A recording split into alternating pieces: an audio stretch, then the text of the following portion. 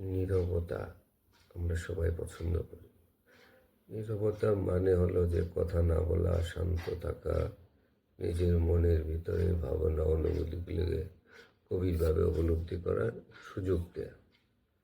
এটা শুধু মুখে কিছু না বলাই না, বরং মনের মধ্যে এক ধরনের প্রশান্ত অবস্থা। আমরা কেন আসলে নীরবতা অবলম্বন করব? মনের প্রশান্তি, আত্মনিয়ন্ত্রণের জন্য, অপ্রয়োজনীয় তর্ক বিতর্ক এড়ানোর জন্য, নিজেকে বোঝার সময় পাওয়ার জন্য। কথা হচ্ছে কাজের মূল্যবান বেশি, কাজ মূল্যবান বেশি, এই বিষয়গুলোকে নিয়ে বোঝানো। অন্যের অনুভূতি বুঝতে সাহায্য করে। আপনি যদি নীরব থাকেন তাহলে অবশ্যই অন্যের অনুভূতি বোঝার একটা সময় পাবেন।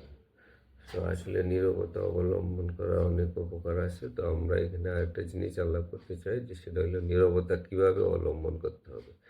কোনো পরিস্থিতিতে তাৎক্ষণিক প্রতিক্রিয়া না জানিয়ে কিছুক্ষণ চুপ থাকা, প্রতিদিন নির্দিষ্ট কিছু সময় নিজের সাথে একা একা থাকা, মনোযোগ দিয়ে শোনা, কম কথা বলা, অন্যের কথা মনোযোগ দিয়ে শোনা, আত্মনিয়ন্ত্রণ করার একটা সুযোগ থেকে যেতেছে। রাগ বা আবেগ নিয়ন্ত্রণ করা যায়।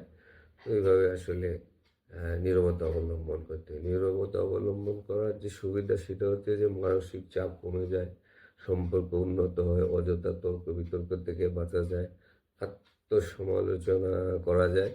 নীরবতা না থাকলে যদি আপনার সাথে সেটা অনেক ক্ষতির কারণ হয়ে যেতে পারে, যে অপ্রয়োজনীয় সময়ে তর্ক বিতর্কের মধ্যে চলে আসতে পারে। রাগে বা আবেগের কারণে ভুল সিদ্ধান্ত আসতে পারে, বা অন্য যে কী ধরনের কথাটা বলতে চাইতেছে সেটা হয়তো অনেক সময় বোঝা না অসম্ভব হইতে পারে।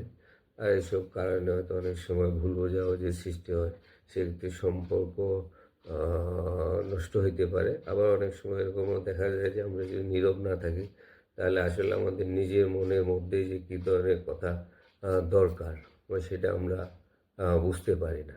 তো আসলে প্রতিক্রিয়া না দেখে প্রতিফলন করুন, একটা বিষয় আছে, যে যে কোনো উত্তেজনাকর মুহূর্তে কিছু সময় নীরব থাকলে ভুল সিদ্ধান্ত নেওয়ার সম্ভাবনা কম হয়ে যায়। তো এই বিষয়গুলো যদি আমরা কী করি, পর্যালোচনা করি, তাহলে দেখা যাবে যে আমরা নিঃশব্দে কিছু সময় নীরবতা অবলম্বনের জন্য কিছু সময় যেমন চর্চা করা দরকার, সেটা প্রতিদিন যেমন আমরা কিছু সময় 5-7 মিনিট 10 মিনিট চুপচাপ বসে থাকি, প্রতিদিন টিভি বা মোবাইল এসবের মধ্যে না থাকে, ওই সময়টাতে নিজের মনের মতো করে একটা নির্দিষ্ট সময় ধরে মনের জন্য বসে থাকা যায়। আবার ধরেন আমরা মনোযোগ দিয়ে যদি কথা শুনি, অন্যের কথা শুনি, নিজে উত্তর না ভেবে উত্তর না দিই, তো সেক্ষেত্রে অনেক সময় দেখবেন উপকার পাওয়া যাবে।